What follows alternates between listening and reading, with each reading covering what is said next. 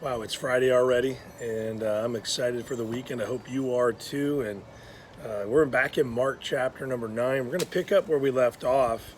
Might skip a couple of verses, but in Mark 9:33, Jesus is going to kind of take up an issue, something that the disciples were talking about amongst themselves, and he wasn't really in the conversation. They had kind of pulled away because it would be a little weird to talk about who's better than who, and who's going to be closest to Jesus and all that kind of stuff, when Jesus is right there. So that's not one of those conversations you kind of have off to the side, and you can argue among yourselves about how good you are.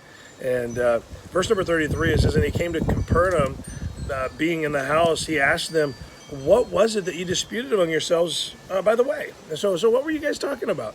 I thought I heard something, and then because I'm the Son of God, I could know your heart and your intentions. And verse 34 says, "But they held their peace, as most of us do when we're caught talking up ourselves. For by the way, they had disputed among themselves who should be the greatest." Verse number 35, "And he sat down and called the 12 and saith unto them, If any man desire to be first, the same shall be last of all, and servant of all.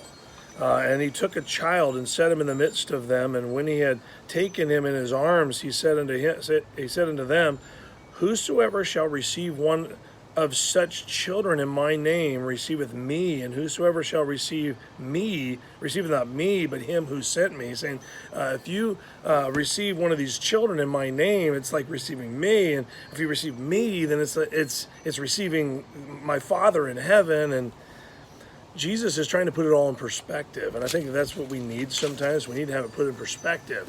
That he says, the greatest among you is going to be the one that loves to serve others. Most people are really good at serving themselves. And so Jesus is just like what we learned a few weeks back, where we're really good at loving ourselves and not loving others very well. And so God in that time said that we should love others as we love ourselves. Well, he's saying this: you're really good at making sure everything you need is taken care of, but I say the greatest among you is the one that's going to be about making sure that others have their needs met.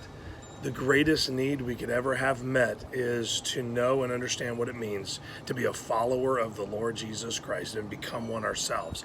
And so Jesus says the greatest way to follow me is to serve out like I'm serving you, you serve others. Let's make sure that we're about the work of the Lord. Jesus said that himself. He said that you need to be about my Father's work if you want to please my Father. He even modeled it for us. And so as you round out your work week and consider your weekend, consider how you can be a servant of the Lord by serving in his work, by serving others, and then you'll be greater in his kingdom.